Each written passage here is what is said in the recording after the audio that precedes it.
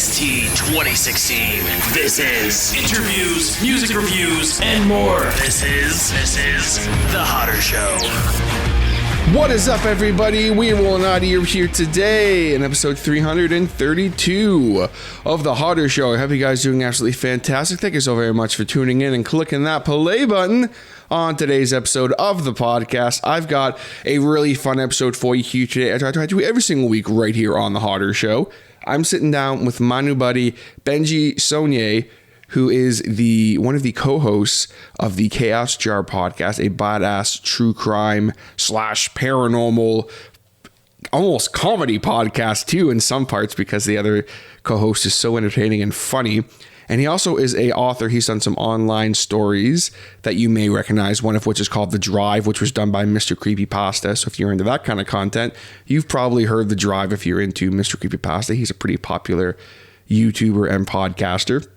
And also, he is an author who wrote the story Dollar Darkness, which is a really badass story. And we cover all of that today, how he got started with podcasting, where his interest in the paranormal came from, where his interest in true crime came from, what made him want to start a podcast, kind of the podcast itself and what you can expect from it, as well as a little bit about his book, Dollar Darkness, and why it is such a fun concept that he thought about while just living his everyday life. And we also talk a little bit about wrestling as well, because that is something we have in common. We are both huge fans of chin lock wrestling and specifically of CJ Felony. So get ready for a really fun chat with Benji Saulnier. But real quick, before we jump in, I got to thank everybody for their support on last week's episode of the show, in which I had a music showcase of One in the Chamber's badass new EP, Reload, featuring my buddy Christian Dotto, who is the bassist for the band, providing some commentary. That was a really fun episode, and I am glad that quite a few people messaged me saying that they did enjoy it. I do want to apologize again real quick for the audio issue. It was super embarrassing that it happened. I am using a new program, and I'm still working out some kinks, so that was just a really simple mistake that I made when I exported it. I must have shifted everything to the left. It sucked that it happened, but it is what it is. Things happen. That was the first time in 6 years anything like that major has ever happened to me. So, I mean, I think that's a pretty good track record. But apologies to anyone who did hear that and have to kind of suffer through the first 3 minutes where it was just a bunch of noise. So I do apologize again about that. But I hope that once you got past that, you enjoyed the full conversation with Christian, because it was a great time. Big shouts again to the One in the Chamber guys. With that out of the way, we're ready to jump in to my chat with Benji Saulnier of the Chaos Jar podcast, also a fantastic author. Let's get into it. Hi guys, we got Benji Saulnier here on the podcast. He is a podcaster for the Chaos Jar podcast, as well as a horror author. Could not be more excited to talk to him. Ben, what's going on, brother? How are you? I'm pretty good. How are you? I'm doing fantastic, man. This is fun because, you know, we actually got linked up through shouts to my man, Mr. Jaybird himself, Jason Reese. And he was like, dude, you got to talk to my man, Ben, because you guys are going to have a lot to talk about. Yeah, Jay's a good guy. He did some of the graphics for the podcast, and he did the cover of my book. So right on, man. Well, that's awesome. Well, first and foremost, I have to say, with your podcast, Chaos Jar, I'm not really a big like true crime conspiracy theory podcast kind of guy. Like I enjoy them, but I'm not someone who can always sit and listen to it, just to be brutally honest. But right off the bat, I really enjoy your guys' show and kind of what you guys do, because it's you balance out, and I told you this before, like you guys really balance out the fun buddy humor type stuff. Wes is just a ball of energy and is super entertaining, but then you come in with the facts and it's just like you are an open book of information. I really enjoy what you guys do on that podcast, man. Yeah, that was actually the whole goal. It was actually like when I made when I made the idea for the podcast and I pitched it to Wes was all about it, because he's he used to be an actor and he's really animated. And I told you before, we should have like a video for it at some point, because he's just so in there. I don't know if you've heard the characters that he plays. He plays a few other characters on the show. But yeah, he invented these characters, and he actually uses his hands to like pantomime the characters. It's fantastic. I think what's the Russian guy's name he does? I've heard him do that a couple times.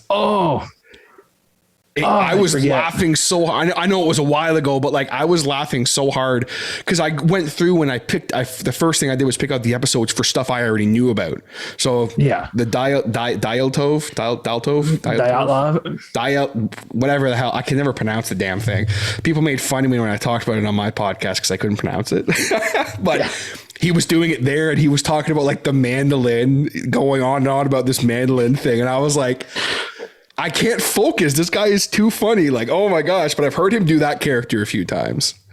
Yeah. I think it's Kaboro. Yeah, it's like Kaboro. Like it's something like, And then he has like, because of the Clipperton Island episode, that invented a bunch of characters. He has two fish named Frederick and Reginald, and they have British accents.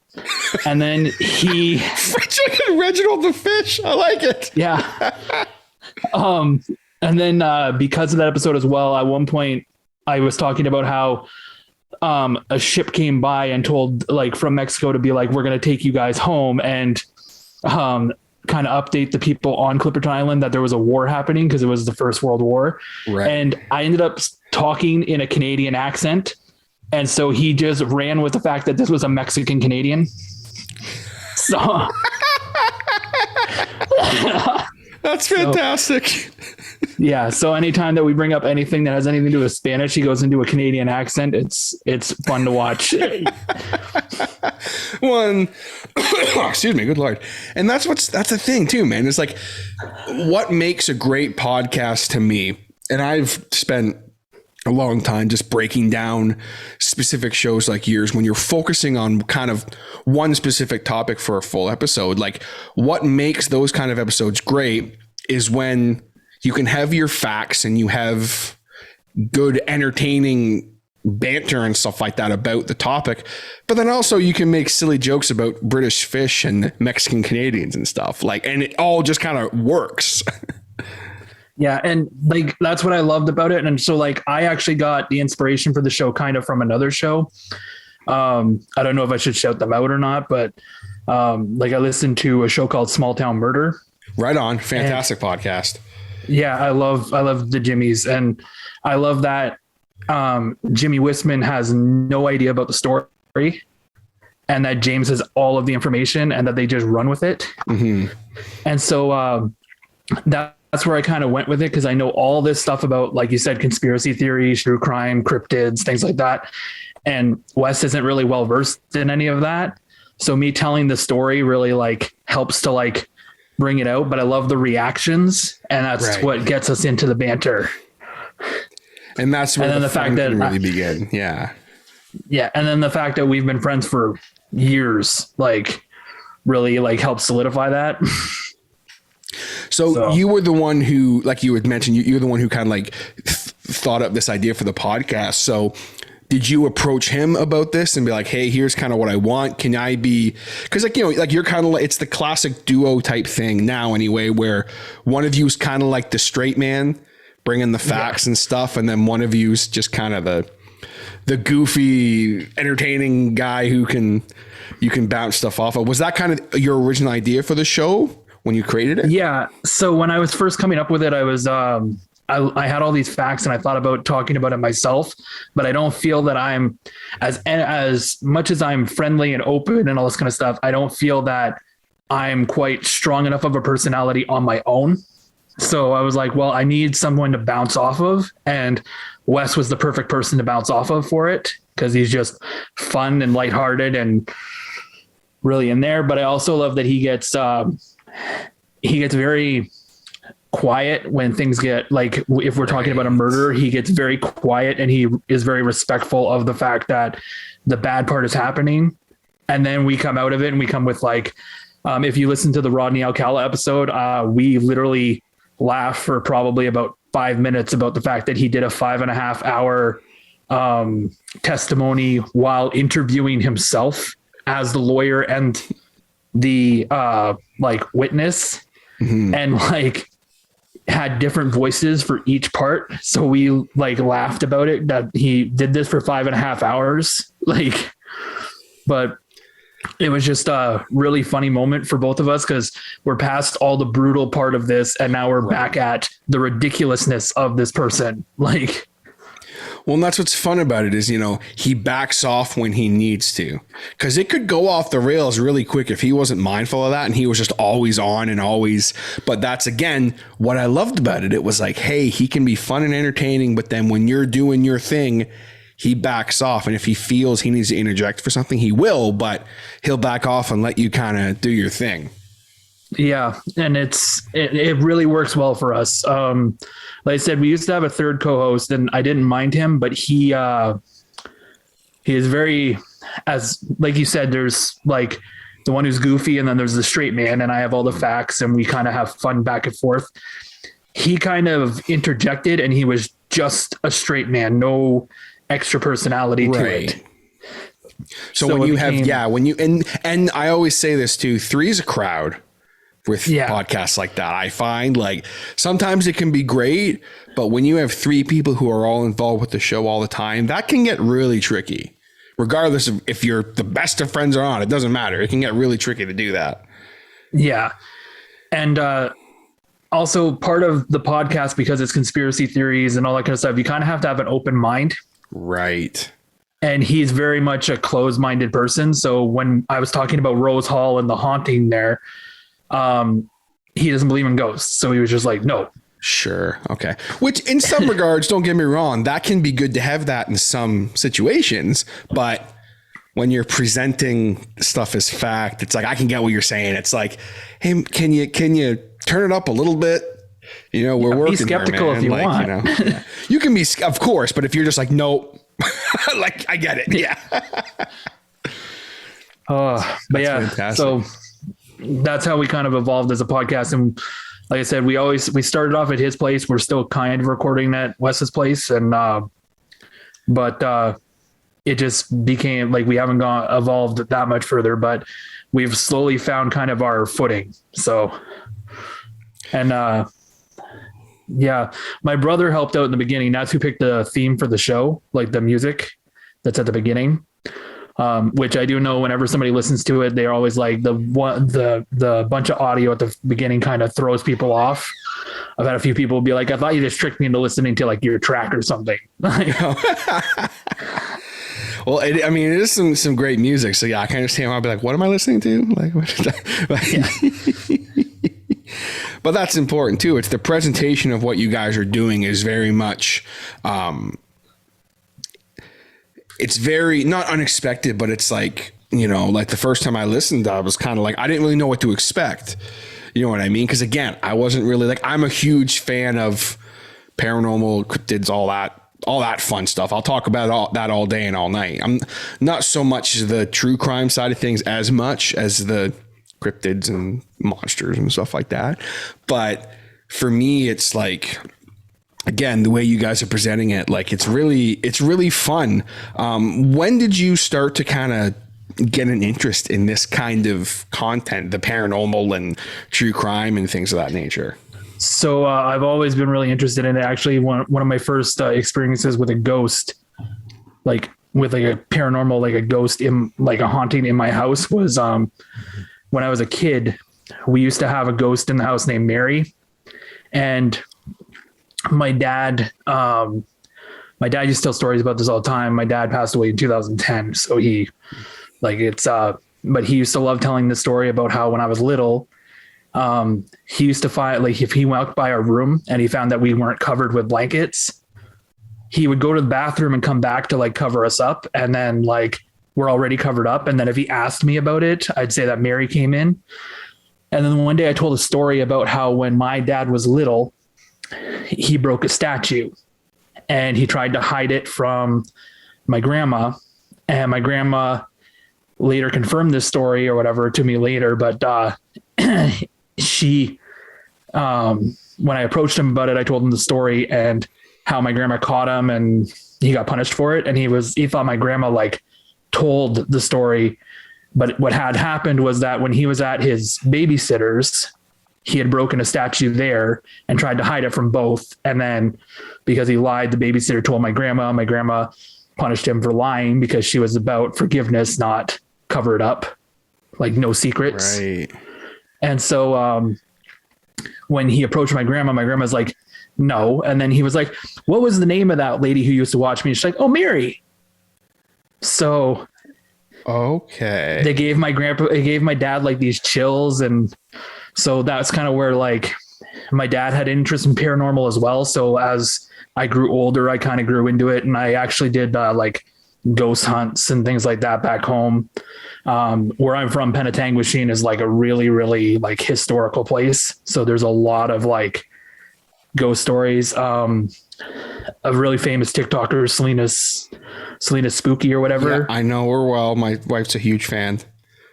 Yeah, she did a ghost hunt at the Beck House in Penetang. Right. Okay. Yeah. I used to live literally down the street from the Beck House. So in the Beck House, like sometimes when you drive by, the attic is sealed off and you can see like somebody standing in the attic and it's got like a light on, but nobody's in there anymore. Like it's become kind of like a historical spot. So nobody actually lives there. Right. And so it's weird. It's got a lot of like historical facts behind it. And so actually the second episode of the podcast, I talk about coming from Penetang and a ghost there of a police officer that was shot in a bar. So it's I've always had an interest in it. And like with the paranormal, it came into like really liking like cryptids, because obviously you fall into that territory.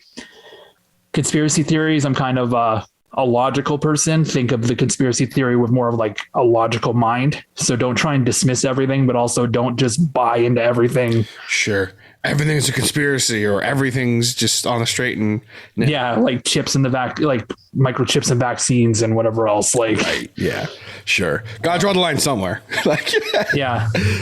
But and then true crime kind of came with that as well, because my dad was very interested in it, and I even went through like police foundations. So I wanted to be a police officer at one point. Unfortunately, I'm colorblind, so because of the Canadian, okay. Because of the Canadian Act, you can't be a police officer if you're colorblind. So yeah.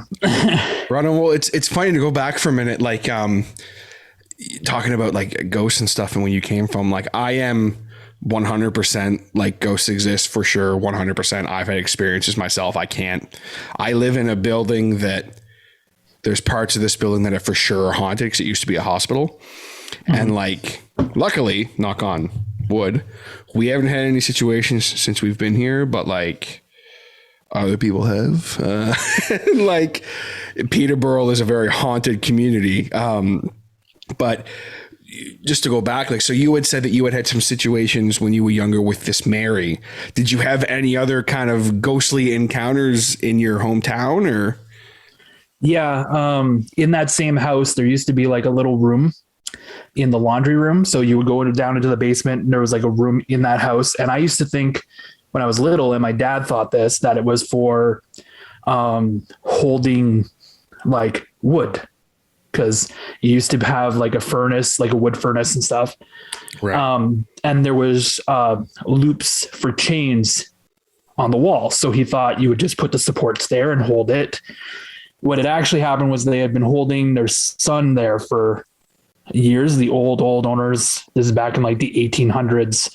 And so whenever we would play in this basement, my grandma, my mom, and my dad always said that I would refuse to go in that room at all costs, because the man with the chains freaked me out.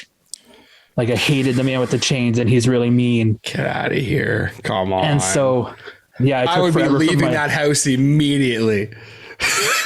Yeah. So, but as I grew older, like, we used to do, I don't know, we lived in some relatively newer areas after that. Like, we didn't live in like the main core part of the town.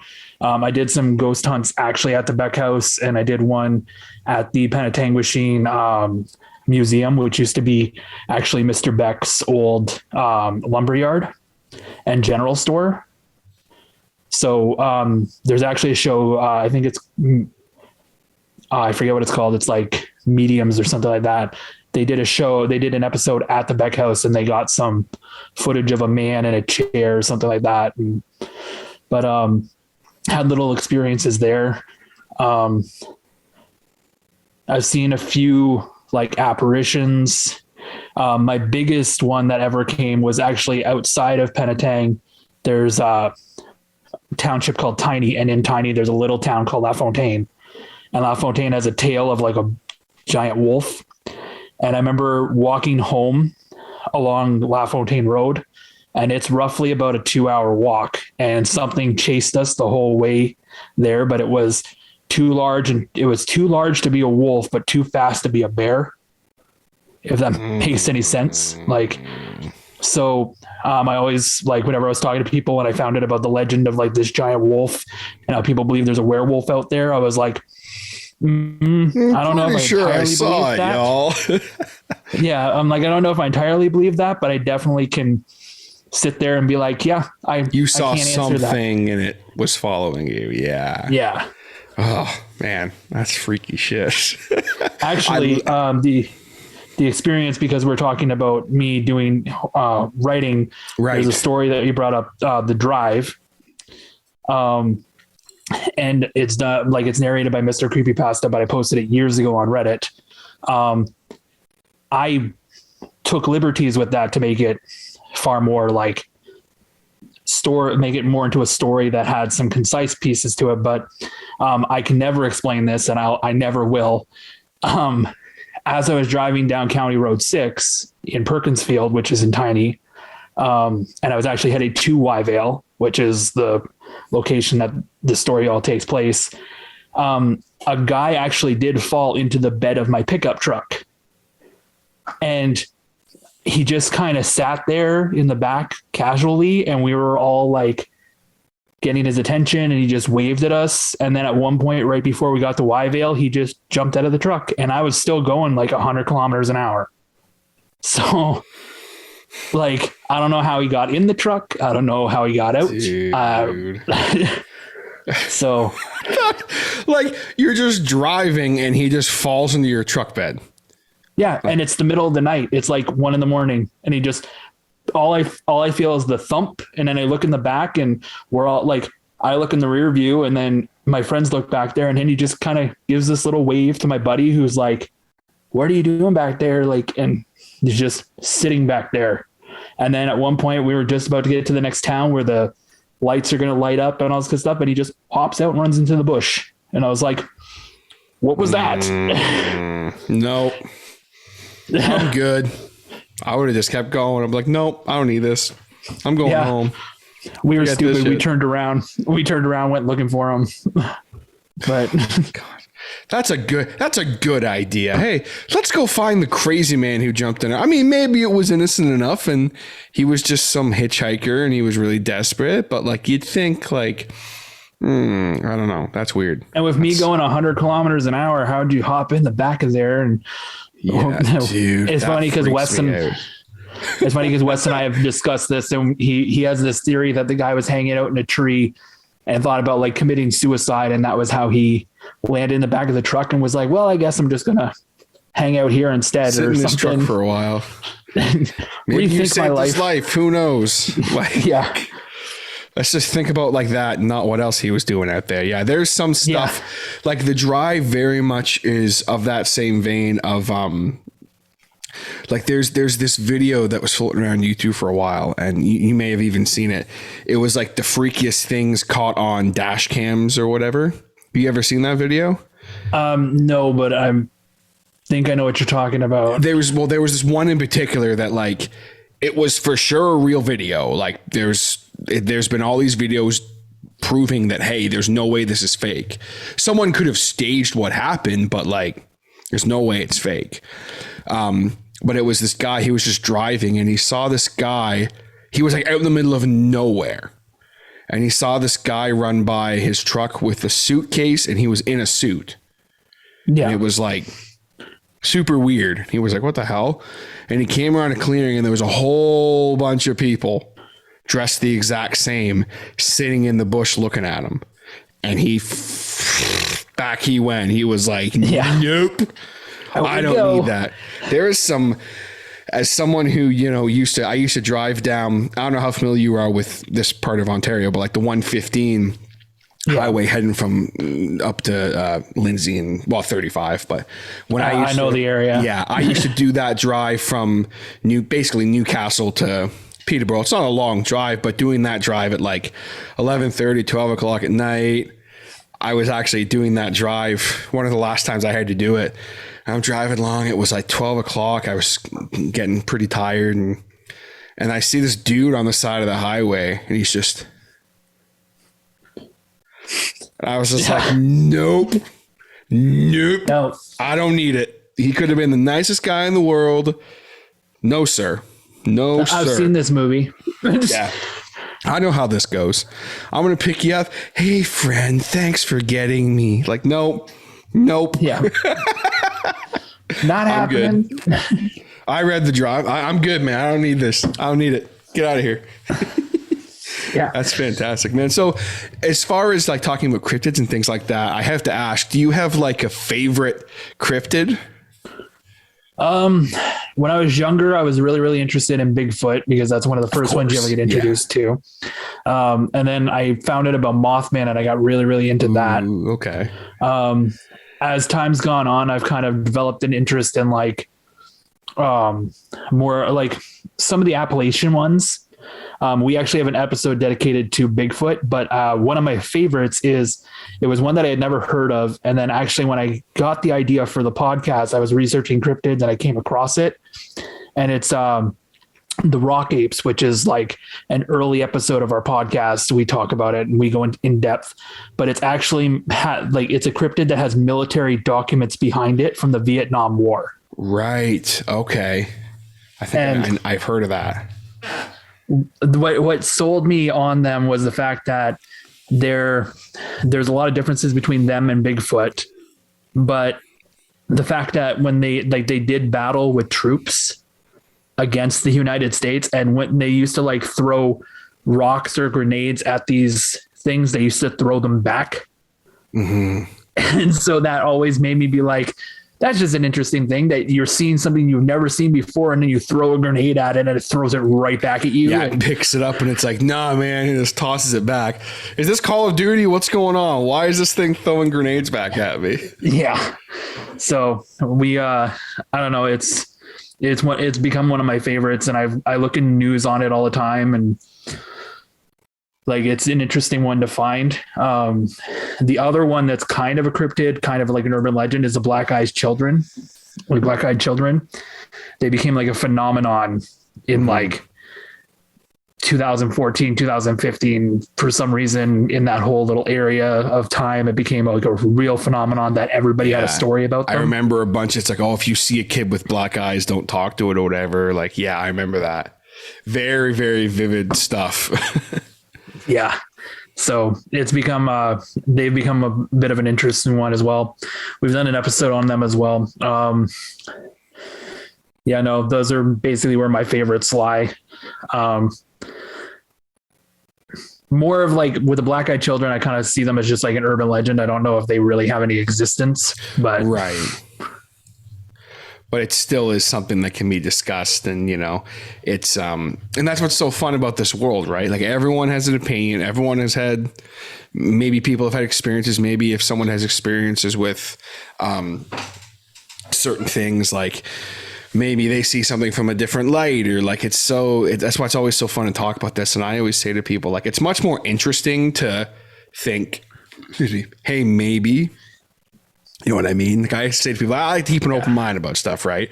Because things are a lot more interesting if you do. Yeah. And like, there's a really great quote by Dan Cummings who says, if one of these is real, then all of them have to be real. Like, right. You have to even if you can't prove all of them, and even if all of them aren't exactly always being able to be proven or actually real, if one of them comes out real, then you have to take it as everything is real. Right. even if they're not. Yeah. Let's just pretend they are. Like, that's always my thing is I'm just like, you know, like even like, you know, switching gears, talk a little bit about like kind of internet creepypastas and urban legends and stuff. Like, I've had this conversation with a lot of people about the Russian sleep experiment, which I know you guys covered it not super long ago, I guess, but that is such an interesting point of conversation for me because like everyone's well aware who knows about that it was a creepypasta someone wrote, right? Yeah. But there is evidence that at one point, I believe I heard this on your podcast, if I'm not mistaken, where there was actual evidence that at one point Russia was doing experiments like this. Yeah. And on that same podcast episode, I mentioned that the US had sleep experiments that they were doing as well and trying to come up with certain stimulants to keep people awake longer. And so it could be the Russian sleep experiment, but maybe it happened with the CIA or something. Maybe it happened some lab in the US. MK Ultra did a lot of things that like when they were like, when all those documents were declassified, it was like, you did what? You exposed like huge populations being exposed to like acid and things like that. Like, what did you do? Like, and it's like, so who knows, maybe there's some truth to this, like, you know, and I think it's so fascinating to look at some of these stories and the no sleep community is a really good example where even if you know it's not, you can still have fun with it. You can still, it's like wrestling, right? Like I'm sure we're going to talk a little bit about that later on. 'Cause I know you're a big fan like myself, but like, you know, you can suspend your disbelief a little bit. Even if you know, like, okay, I know this is probably not on the up and up, but like, let's pretend that it is. Let's have some fun with this, you know? Yeah. It's one of those things. That's the interesting thing about those stories too, is that all stories have some sort of inspiration from somewhere. And sometimes that inspiration comes from like a real place that's just as mysterious as the story itself. So and it's like, I think, you know, and I'm curious to hear this for yourself too. Like my introduction really to the creepypasta internet horror story world was actually a story about Legend of Zelda Majora's Mask called Ben Drowned. Yeah. I was going to say, you probably are familiar with Ben Drowned. And so not being a horror fan when I heard it, but Majora's Mask is one of my favorite games. So like, I was like, okay, I heard this legend about this haunted Majora's Mask cartridge. And I was like, okay, if any video game is haunted, it's probably Majora's Mask. Like, it's just like, that makes sense to me. So I remember reading this story and I was like, fuck, like, holy shit. Like, this is like, it was so well written and so well done. And like, I remember playing Majora's Mask while I was reading it. 'Cause I wanted to like, and I'm like, yo, like I could see this stuff happening. And I remember how much I got freaked out. And I was just like, and this is when I was an adult when I was like, you know, 18, 19 years old when I read this, like, and I like didn't sleep. I was like, yo, like this is some freaky shit. Do you have like the first kind of, obviously like I want to talk about a little bit about like horror movies and authors and stuff as well, but do you have like internet horror story that kind of like got you into that world or? So, I've actually read I know Ben Drowned. It was one of like the early stories that I read. I think it's one of the ones that a lot of people get introduced to. Classic one. Yeah. Yeah. I actually got pulled in by something called the Faceless Mourner, which was a weird one. And every time I mention it to people, people are like, never heard of it. And I found it randomly on somebody's Reddit. And they had posted it, and it is on the Creepypasta website. But I was like, this was a really good, like it was a really interesting read. And then I got really involved in like the no sleep community and the Creepypasta communities and being like, okay. And then like, yeah, that was one of the first ones that got me introduced to the internet horror, kind of like the world, how it works for internet horror. That was what got me hooked into it and made me actually, as I kept reading, I started to find a little inspirations to actually write into them. And I didn't actually used to have a lot of confidence in what I was writing. I always wrote stories when I was younger, and always wrote stories when I was like in high school and stuff. Actually, one of our, because I'm bilingual and I speak French, one of our French teachers, like every single class, he used to end with, I need you guys to write a short story for the next class. So that was a thing that used to like get me a little bit involved in it, but it wasn't until I was actually in college. And one of my communication teachers had mentioned to me that my writing style was very, very good. And then she had put out a thing about analyzing A Few Good Men with Tom Cruise and like Jack Nicholson, and finding the ways that like you had a certain way of analyzing it. And so I analyzed the movie and came up with a different way of using her subjective, objective language. Because that was what the thesis was how the use of objective and subjective language was used.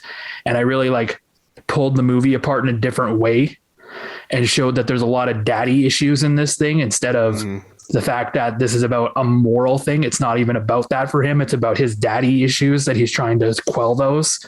As she wrote on the essay, she was like, it's fantastic that you found this whole other side of an argument for it. And then that's when she started encouraging little like writing assignments for me. So if it hadn't been for this communication teacher, I wouldn't have ever pursued anything. Actually, when I wrote the drive, I sent her the rough copy of it. And then she kind of gave me a little bit of examples here and there of what she like, where I could evolve it a little bit. And so it was nice to watch. It was awesome. Nice to like, it was nice to have her back me up on it a little bit. So right. Just to kind of be like, hey, I have this idea, like, you know, like, what do you think? And it's so important to have those people that can not only critique your work as far as like, hey, this makes sense. Hey, it's fluid and everything, but it's also like, hey, is this just a good story? Is this a good idea? You know, because when you're close to something, you know, you might not see it for what it is until months down the road after you've posted it. It's like, oh gosh, like, why did I think that was a good idea? You know what I mean? So it's good to have, like, I've run into that myself posting on Reddit where it's like, oh, this story is awesome. When I write it in one afternoon and I throw it up, it's like a quick 500 word story or whatever. And I'm like, this is awesome. And then I go back and look at it like 4 months later and I'm like, oh my, what? Like, why did I think that was a good idea? Like, what is happening? Like, you know. Yeah, I completely understand that. Like, there's another story that I posted on No Sleep called The Job. And it was going to be a series that I was going to run with, but I found that, I don't know, I was very, very exhausted as I was writing the story. And a few of my friends said that it still comes off as a good story, but it felt incomplete. It felt like it wasn't as polished as it should have been. So I think it's still up, but I just never pursued the series any further. And actually, I have an idea for the idea that I had for that originally that I'm going to run with on a better. Okay. Maybe revisit that. Okay. Yeah. Right on. Well, I mean, I would love to see that because I enjoyed them. And I mean, like, I think that you have it's a very fun writing style because to me, I like to read. I hope this makes sense what I'm about to say, but the way that I read a story is it's just the way I speak. Right. So when I'm reading someone's story, which I appreciated about your work is like, it's you're not like throwing in all these fancy descriptive words and stuff. And like, it's just like, it's very, in a good way, bare bones. Hey, what are we talking about? What are we going for? Like, let's just, you don't need to worry about throwing in all this crazy stuff. And like, let's just, you know, because that's always been my complaint with some, even on like Reddit and stuff. It's like, did you really need to spend a paragraph explaining this one thing? You know what I mean? Like, I've gone through that too, right? So I get a lot of hate for this with my friends, and it's not that I don't see the appeal of it, but I do not like the Lord of the Rings. Like, okay. I don't much care for Tolkien's writing style and so on. It's all those books just to take a walk. I get it. You know, it's yeah. And it's not even just that. Like, I don't need to know about the moss on this tree. Right. I totally get what you're saying. I do. Yeah. It's like, really? Did we need to discuss that? Like, and that's what I loved was because one of the inspiration, one of the people, like one of the authors I get that I was inspired by is actually like H.P. Lovecraft, which is a big thing with like the creepypasta community. Everybody wants to say they're inspired by him.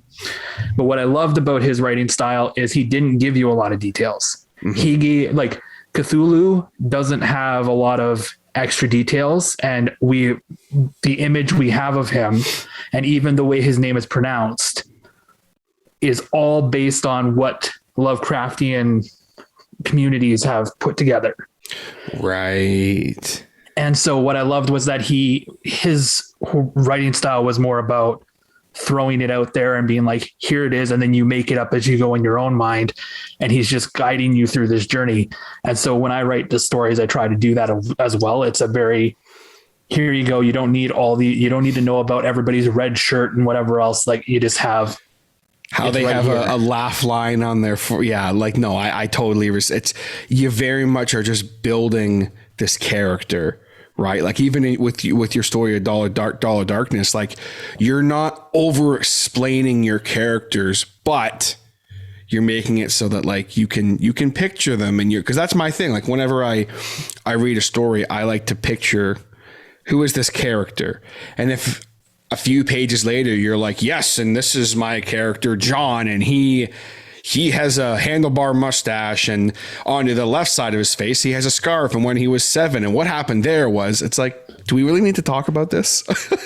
Yeah, there's so much else happening that you don't need to get into the backstory.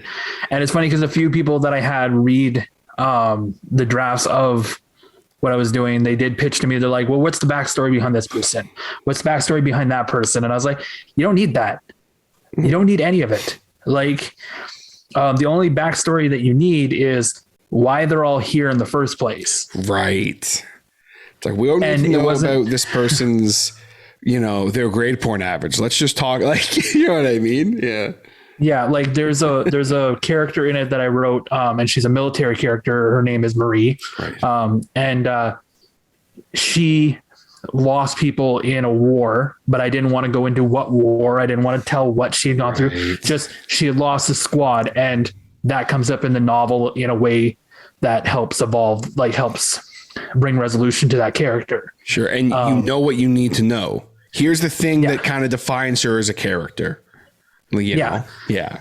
And the beautiful thing about Dollar Darkness is figuring out why they're all gathered there isn't that hard, because it's in a dollar store. Everybody goes to the dollar store.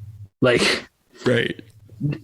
So it was just, actually the whole idea came up because I was in a dollar store the one time, and I was like, I wonder how long you could survive in here. Like, if you were locked in a dollar store, how long you could survive. Like, and then I thought about it. I was like, why would you be locked in a dollar store? Well, what if something happens outside? And then that just slowly evolved into this idea. Right. And that's a fun thing to do. Like, that's something that even myself, as I've gotten older, I've become more obsessed with, like, not like, I'll like be walking down the street and I'll be like, hey, what if? Just some absurd bullshit will come out of my mouth after I say that. I'll be walking with my wife and I'll be like looking at something and she'll be like, what? Like, what are you about to say? And I'm like, hey, what if that tree over there, like, all of a sudden, like, this dude just stepped out from behind it and like just stabbed me in the head? Like, but it wasn't a dude, it was like a monster. And like, he like ate my face. And she's just like, what is this? Like, what if we were in a dollar store and all of a sudden us and everyone who was in here was trapped in here because of something going on? Like, and some people don't like understand that. Like, they'll be like, why would you think about that? It's like, it's fun. It's just all fun, Do you find for yourself that like doing that kind of creating horror elements and things of that nature. Do you find that to be a little bit of an outlet for you as well? Like if you're having a particularly rough day, if you sit down and I'm going to write a story about someone dying, like, do you find that can be a bit of an outlet for you? Yeah, it's a little cathartic. It actually definitely, sure. Yes. It definitely has its place, and it really helps with certain things. Like if you're struggling with something in your life and it kind of works in a way. Mm-hmm. Getting that dark energy out. That's something that big shouts to Mark Taus, who is a fantastic horror author, whose work you would definitely appreciate. He's awesome. Very comedic style and then really dark as well. And he's phenomenal. Shouts to Mark. When I had him on, we were talking about it where it's like, he's just like, there's nothing like, he's just really proper, super sweetheart of a guy, but then he's writing stories that are like super messed up. And he's like, some people are like, how can you be writing this stuff? You're such a nice, like friendly guy. And it's like, yeah, because I write this stuff. If I wasn't writing this stuff, I wouldn't be a friendly, I got to get that dark energy out. You know what I mean? I have a story that I was working on that got really, really, really dark, really, really fast. And as I kept writing it, I kept like finding myself in a darker and darker place. And I was like, I need to take a break from this because it's starting to actually affect, but it was nice to have that outlet for a little while. And then I've thought about revisiting it and actually like trying to pull away from that, how dark it got for a minute. But actually that's kind of where Chaos Jar is a little bit soothing as well, because I'm talking about a serial killer or something. It's kind of nice to like have the facts, and sometimes it's a little nice to be like, what, as messed up as my life is, at least it's not this. Like, right. It's the law of, well, I'm going through some rough times right now, but at least I'm not this guy. Like it's a classic thing, right? Could be way worse. Yeah, it could be worse. I could be this guy who got stabbed in the face by this serial killer. Like, it could always be worse. Like, count your blessings, folks. Oh, that's awesome. Yeah. That's a funny thought for sure. So as far as like just horror in general, I'm assuming you're a fan of horror movies and stuff like that. Yeah. So do you have any favorites or? That's a little harder to like pin down. I always loved the Halloween series. That was always like one of my early favorite ones. I appreciated like Friday the 13th and Nightmare on Elm Street, but that was kind of where I got my introduction to it. And then I don't know, as time has gone on, I've grown very like, I'll watch a horror movie. As bad as it is to say, I really got into the Paranormal Activity series for a little while because I liked the lore that they were trying to build. Yeah, right. But then it kind of went haywire, and I was like, what? Like, you went sideways, and now I feel really lost with this. One of the few that's ever actually gotten me like creeped out was actually the first Insidious. And like, just because it affects you when you're sleeping, I guess. Yeah. And the worst thing was I was dating this woman at that time, and she used to talk in her sleep and like get up and walk around the house sometimes. And we watched this movie, and I went to bed after she did. And all of a sudden she just we used to have a laundry basket at the end of our bed.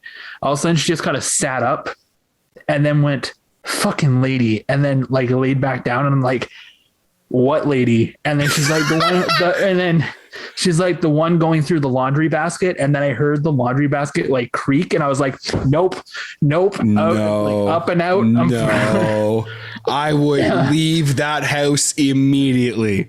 I'd be like, we're done. I don't need this. See you later. Yeah. Oh no.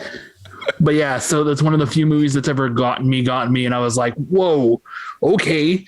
That's based in real life though. Like it's a very logical thing where you're dealing with someone who talks in their sleep too. It's like, that's freaky in itself.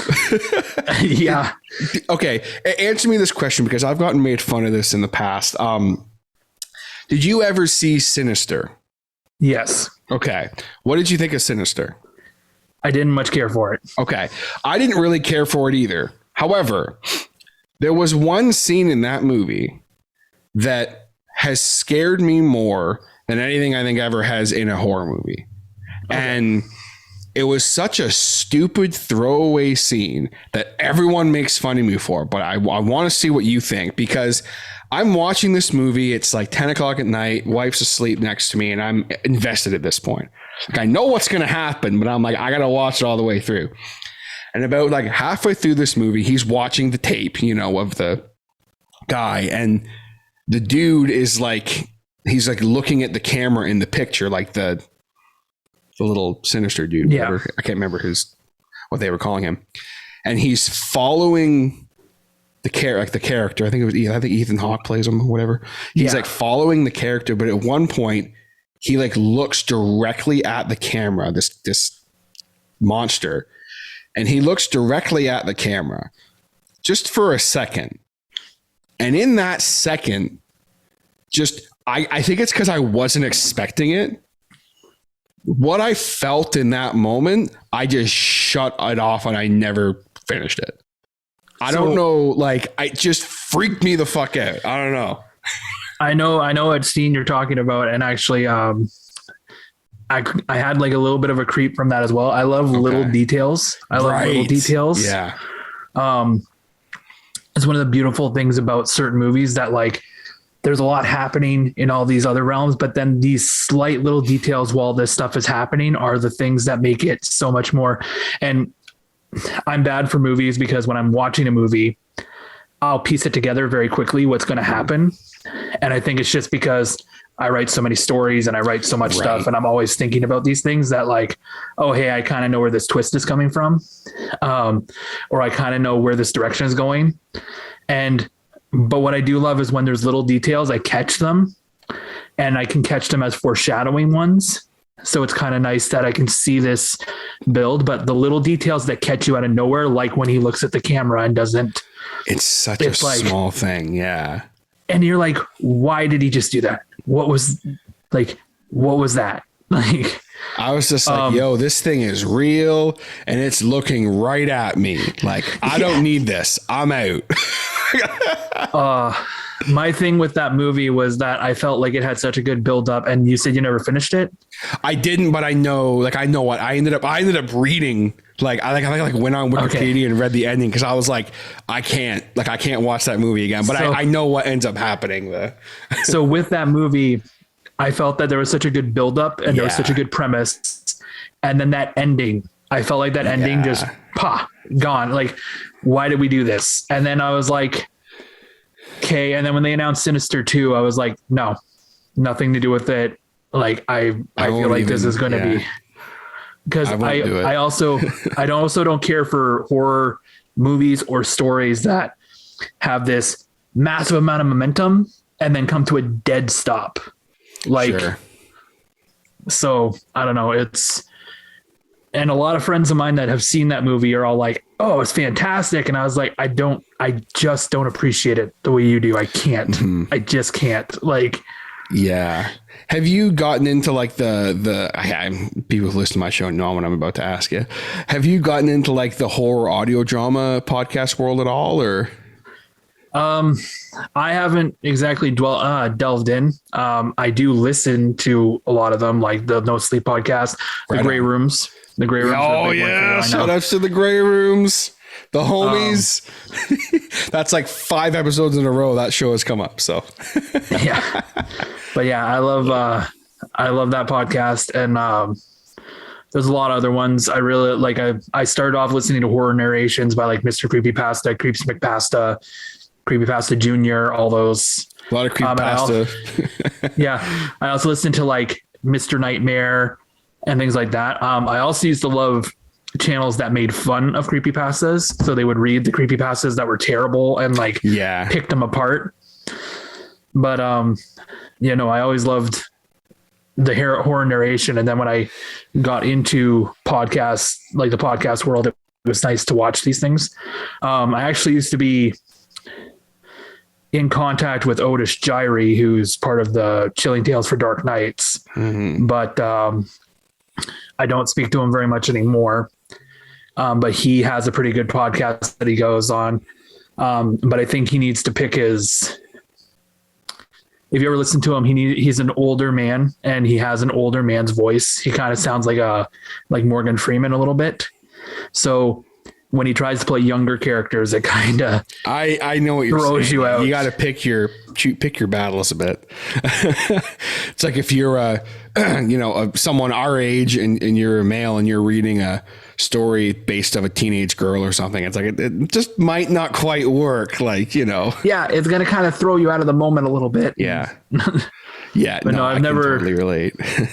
I've never gotten involved in it. Me and Wes do have an idea. Well, Wes came up with the idea, and I'm going to give him a hand with trying to fledge it out. He has this idea about a podcast for kind of like an RPG, like D&D style, but following the story through a podcast and having people that are portraying characters on it as it goes forward. And they're just basically doing this survival horror story as they go, which I found was interesting. Like the fact that he'll have people and there won't be a set story. There's almost like a dungeon master controlling how everything's going to go down, but it'll be based on their own reactions and there'll be like a set story underneath that. But he and I have kind of spoken about that a little bit because he likes playing characters. If you listen to the podcast, right, comes up. Yeah, he's a character actor for sure. That's it. Yes.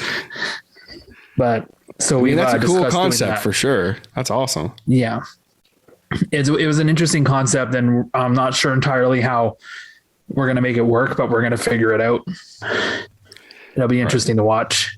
Right on, man. Well, that's cool. I mean, I'll be excited to hear that when it comes out because you guys have a fun banter. You've got a great podcast, and I mean, he's entertaining as hell, and you're great too. I don't think you give yourself enough credit. I've heard you say that before. We were kind of like, but man, you really are. You're knowledgeable. You're entertaining. The way that you present your facts, I think you do a really kick-ass job, man. I really do. Yeah, it's and researching those topics is a lot. And that's also been a writing experiment on its own, trying to figure out what needs to stay in, what needs to come out, and piecing it all together based off of living in Canada. It's a little harder to find articles on certain crimes or something like that. But when it comes to information, just running through and trying to find everything I can. I actually have a case on the docket for one of the first ever hockey crimes, I guess. Okay. And it happened actually here in Ontario. And it's a guy actually got beaten down with a hockey stick, and it seemed like it was an accidental death, but then people were saying it's not an accidental death. And so I had to go through these old newspaper clippings and these old archives that were available and read, have to enlarge and kind of enhance what I saw and read through these old things. And the language they use sometimes was kind of now I got to modernize this a little bit. Okay. Interesting. That's bad. I was looking forward to that. I didn't even know that was a thing. Hockey crime. Okay. Right on. That's and it was interesting to see because hockey was never looked at as somewhere that you could have a crime happen. But the fact that there was a death on the ice and they were kind of oh, and so it was a lot of looking into it. So, but those are writing experiments on their own because you have to figure out how to make it flow properly, how to make the story kind of sit properly and come off it's not just a random bunch of facts being spewed out.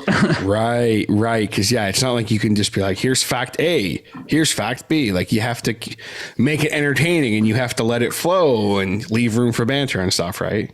Yeah. And that's what's great about what you guys do. So on top of that, that case, is there anything else you guys kind of have coming up on the Chaos Jar that you can talk about real quick? Or I have a few other serial killers. One of the ones we recorded last week was off the Dexter killer. Okay. So I don't know if you know the case of Mark Twitchell or not. But a little bit, not much, but that's badass though.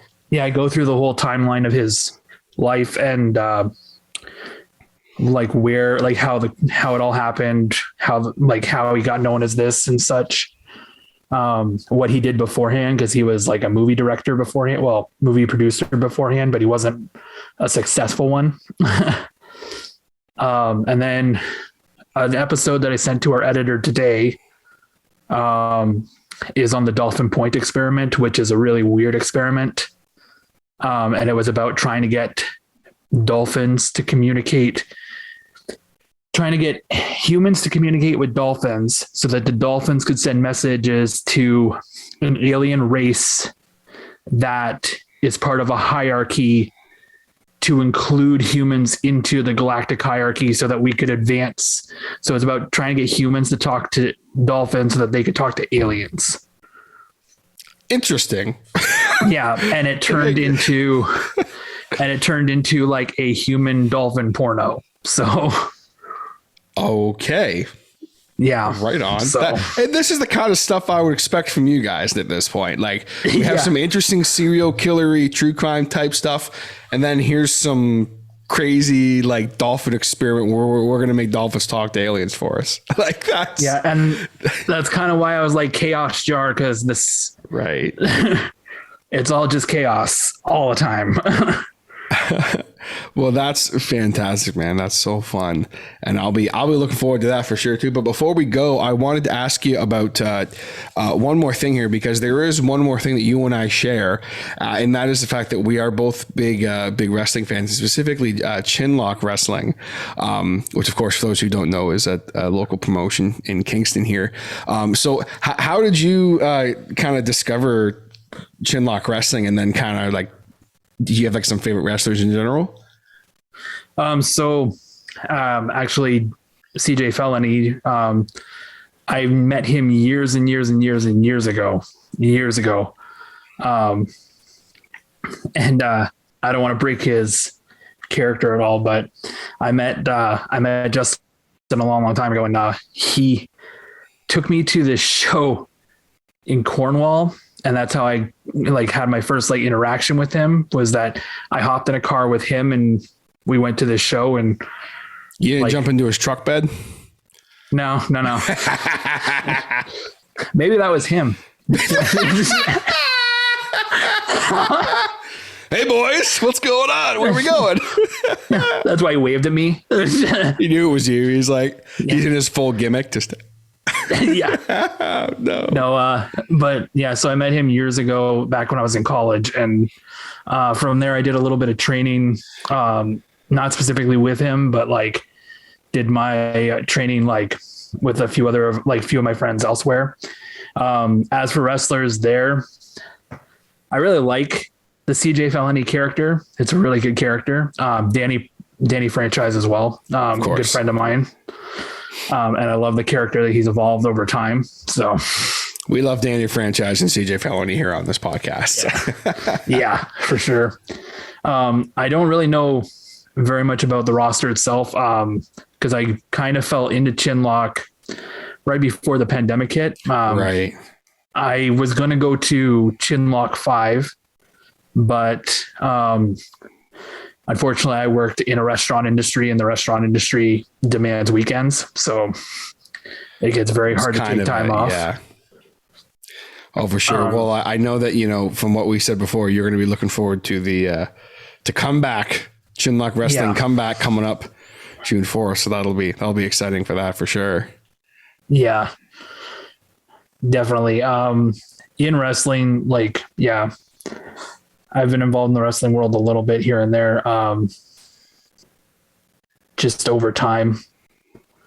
And I've done a few matches for a few promotions back home. And I've done a small tour internationally, but nothing of massive note. So that's awesome though, that you actually were in the ring and like, doing some training. That's badass. Mad respect for that, man. Yeah. Younger years. Yeah. Back in the day. As you grow older, and you accumulate injuries. But no, like I have one show coming up in July for myself, and it'll be up north, but we do that every now and then. Yeah. So that's awesome. I didn't even know that until just now. So we're gonna have to maybe have you back on sometime and talk some wrestling. I didn't even know that. So there you go. That's that's what's fun about this show, right? I'll learn stuff sometimes, even when we're wrapping up. I'll be like, well, damn, we're gonna have to have you back on and talk some wrestling sometimes then, because I'd love to jump into that with you another time. Yeah. Mainly after all the time off of it, I'm just kind of like looking to try and like get some of the rust off. Right. Get back to, because last time I worked anything, I kind of felt a little sloppier, and I was like, this is from being off for so long. So try and get a little more. Have you gotten in a ring the last few years, or is it like something you've really been out of for a while? I've been out of it for a little while. Like, it's been a little while. Trying to get back into it is going to be a little bit harder, but because it takes so much time, and plus the pandemic with that, it kind of put a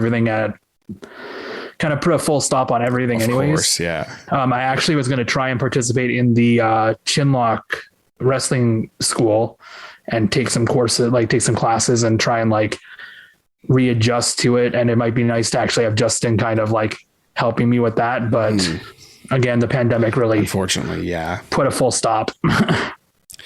Yeah, well, definitely a fantastic teacher. You know, there's I love his whole philosophy on wrestling, and you know, it's that whole roster. There's a lot of great talent there, and even the students. Like, you know, I mean, obviously, one of my dearest friends is a is a student there, so obviously, I have to say Sam Hudson's my favorite wrestler. But you know, it's like but real talk, like, you know, you've got some fantastic teachers there with the school, and I mean, I hope to see everything just open back up so we can, you know, get back to having fun and getting some wrestling shows going. And you know, I'd love to see that happen, and I would love to see you in the ring too, for that to happen. That'd be a lot of fun. I feel it'd be really nice to get back into it and have another outlet. Yeah, I'll admit that's a big outlet too. Being able to slam people on the ground and beat them up. That's a pretty fun outlet. Come on, let's be serious. Yeah, especially because I'm such a big guy. It just, I used to work in my family scrapyard. So I used to throw fridges over my shoulders and stuff like so. So throwing Danny franchise over your shoulders isn't that big of a deal. Let's be serious.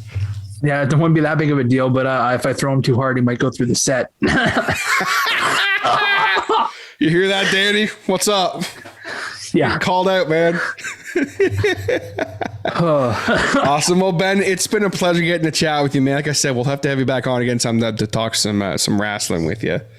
Definitely. It's been a good night. For sure, brother. So where can people find Chaos Jar and your book as well if they want to check it out? So the book is on Kindle, and it's right now it's only available as an ebook, but as like I am developing it as a soft cover, and I'll be using Jaybird Digital Media's version of the cover for it. So, because I really dug the design. And then for Chaos Jar, it can be found pretty well on all platforms, including Pandora. I've had to like sneak it onto Pandora because it's very hard to get on there. And it's also on YouTube. We're on Facebook, Twitter, Instagram, at BA Chaos Jar. And we also have Patreon. So Patreon is always appreciated. Patreon.com/Chaos Jar. We put actually bonus episodes on there called The Overflow, which is basically just Wes and I, and if we have a guest, kind of just chatting, shooting the shit about either the topic we had, and it always devolves into a bunch of other topics. We actually had a whole conversation the one time about like D&D on there without. That's awesome. Yeah. So almost like a post show or a pre-show for the actual episode, it sounds like. Yeah. And we release those, and then we release them on the Patreon for the tier of $5 or above. But after a month, they go free because that's just kind of the system we developed. We're not very big on withholding content. Sure. But we felt that if you put the content out and they can get early access to it, it might be fun for them. And there's other perks that we're looking into, but like I'm looking into merch and stuff like that to try and get put together for this, because I feel that Wes has invented enough characters for me to actually. Everyone can get a shirt, man. Come on. What was the fish? The Canadian, Reginald and Reginald and yes, Frederick and Reginald, the British fish or whatever it was. Yeah, great. That's fantastic. Yeah, that's a T-shirt. Come on, that's a T-shirt. Yeah, it is. Has to be. Especially with the more recent episode when I said that I just sent off. He makes the claim that these fish invented the English language in the 1700s. And I was like, that's not how that worked. And it was just fun to it was fun. It was fun to argue with a fish. So, and that's the kind of stuff you can get on Chaos Jar, folks. It's just constant chaos and it's a lot of fun. Yeah, it's a lot of fun. Awesome. Well, Ben, thank you so much, man. It's been a pleasure. All right. Thank you. All right, guys, there you have it. My chat with Benji Saulnier of the Chaos Jar podcast, also a badass author. Hope that you guys enjoyed that chat. It was a lot of fun getting to have a conversation with my new buddy, Mr. Benji Saulnier. So big shouts again to Jay Bridges Alerts for setting that conversation up and being like, hey, man, you should chat with Benji. You know, he's a good guy. You guys have some stuff in common. You should definitely have a little conversation. And that we did, and it was a good time. So a couple things I got to talk about before we go here. First and foremost, I got to take a second to give a shout out to the Hotheads, my Patreon supporters. Let me tell you, this has been really fun for me because I'm currently looking at my Patreon, and I have, even though I only have 3 patrons right now, I hit my first goal a while ago thanks to a wonderfully huge contribution monthly by the Grey Rooms podcast, Jason Wilson and everyone over there. But also, we are almost at the point where we are going to hit another goal I was going to set of $60 a month. We're at like $45 a month right now, which is crazy to me. I'm like, I'm so blown away that when I realized like, hey, we're not that far off from the $60 a month. Because at first it was 30, now it's 60. There is something specific I do want to do if I hit that $60 a month. I'm not going to say anything about it yet, but I do have a plan. I have a plan. You know, that's all I'm going to say about it. But we need to properly shout out all of my patrons. We first off have the original patron since 2019, my man, Mr. Scotty D. Scotty, thank you so much for all your support, brother. You know how much I love you and how much I appreciate you for being such a long-time patron and for being a long-time friend of mine, Scotty. Thank you so very much. We then, of course, have the Grey Rooms podcast. And I mean, what can I say about the Grey Rooms that I haven't? You heard me and Benji talking about the Grey Rooms. He loves the Grey Rooms. I love the Grey Rooms. You should love the Grey Rooms too. If you don't, go check them out. They are the best horror audio drama podcast on the internet as far as I'm concerned. Fantastic content, fantastic voice acting, top level sound design and music. Just all around a fantastic freaking podcast. So go check them out. Jason and the whole crew over there are just wonderful people, and they have been big supporters of this podcast and now have been patrons since January 29th. So thank you guys so very much for that. I really, really appreciate your contributions to this show and helping me make this show better. And then we have the new guy on the block, Mr. Ronan Kumori, who is, man, Ronan is an awesome guy that I met through the Grey Rooms podcast, actually, and we have had a lot of really fun music conversations. And I would like to just say formally here, Ronan, I would really like to invite you on the show to do the albums that made me segment. Let's come on, have a chat about some music. I would really love to do that with you. So you hear this? Hit me up. Let me know. I'm testing you. See if you're paying attention and you're hearing your shout outs, man. Come on. What's up? Let me know. I'd love to chat with you, but I really appreciate your pledge as an executive hothead, which is the $10 a month pledge. And I'm really excited to keep making content that I hope that you enjoy. And on that note, delivering content exclusively for my patrons because I announced on the Patreon the 2 new official Patreon podcasts that they are going to be getting. And I'm so excited about this. I really want to talk about it right now, but it's a Patreon exclusive, so I can't say anything about it. But let me just say, I'll say this. There's 2 podcasts, one of which it's more of like a show. It's not really like a podcast per se.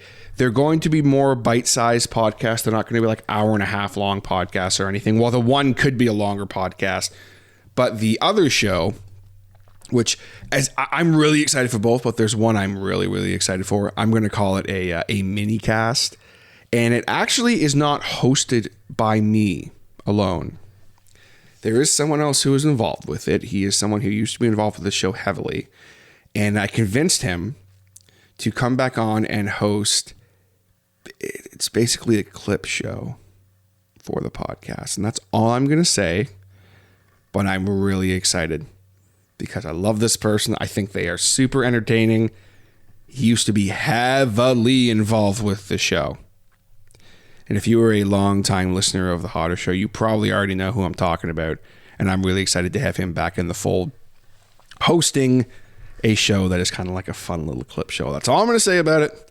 I already said too much. But the $1 and above patrons. So if you join The Hodder Show for $1 a month, you're going to get access to that. And I'm telling you right now, it's going to be well worth it because of the content you're going to be getting for that show. And the other show that we have is for the $5 and above patrons. And I really, really, really want to say what it is, but like, I'm going to promise Patreon exclusive stuff only. I'll announce it all eventually, but for right now, it's just Patreon exclusive stuff. But I'll tell you this, it involves something I've really been getting into the last couple of years. And it's definitely very different for me. It's going to be content that you guys haven't really heard from me before. You have heard from me. Maybe back in October, something of that nature. But let's just say this is going to be more focused. And I'm really, really excited about it.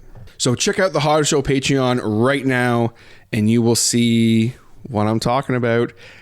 I can't stress enough how excited I am for this. Like, it has completely renewed my efforts for the Discord and what I want to do. We also have done a couple live streams on I just said Discord earlier. I meant Patreon, but also on the Discord. Come hang out and join the Hodder Show Discord. I have a link up in my link tree, or if you want to just join, just hit me up and I will invite you into the Discord. We've already been having some fun there, slowly building the Discord community. We've already got a few people in there who are, I basically stole from the Grooms, the Grooms Discord, but they're friends of mine and they're awesome. So we've already had some fun. Have done a couple live streams where I've been editing and stuff like that. Definitely am going to do more. So keep an eye out for that. And we also have a Patreon exclusive channel in the Discord. And also I'm going to be doing exclusive live streams on the Discord for the Patreon. So go check it out. Patreon.com/The Hodder Show. And also come hang out and join the Discord. And be sure to follow The Hodder Show on social media, wherever you can find us under The Hodder Show. If you want to come on the show, you have something to say, hit me up anytime at thehoddershow@gmail.com. And I will get back to you. With that, I'm going to sign off here today. Thank you guys so very much for tuning in and listening. Especially if you're still listening. You are seriously like the best. Give you the old patented, exclusive to this podcast, audio fist bump. Boom. That's it. That's what it's all about here on The Hodder Show. Having fun and punching microphones. And with that, I'm going to sign off here today. Thank you guys so very much, and I'll catch you next time on The Hodder Show. Take it easy, guys.